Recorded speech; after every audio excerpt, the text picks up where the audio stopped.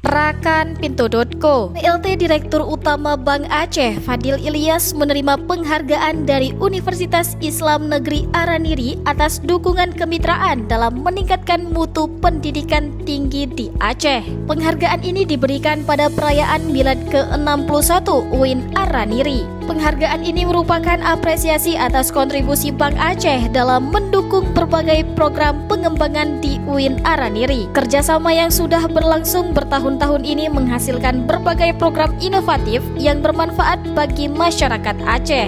Salah satu bentuk kerjasama tersebut adalah pembangunan laboratorium mini Bank Syariah di UIN Araniri, Banda Aceh. Laboratorium ini memberikan kesempatan bagi mahasiswa Fakultas Ekonomi dan Bisnis Islam untuk mempraktikkan operasional perbankan syariah. Tujuannya adalah memperluas pengetahuan mahasiswa di bidang ekonomi, terutama perbankan syariah. Kemitraan antara Bank Aceh dan UIN Araniri tidak hanya bermanfaat bagi mahasiswa, tetapi juga membantu meningkatkan kualitas sumber daya manusia di Aceh. Fadil Ilyas mengungkapkan rasa terima kasih atas penghargaan ini.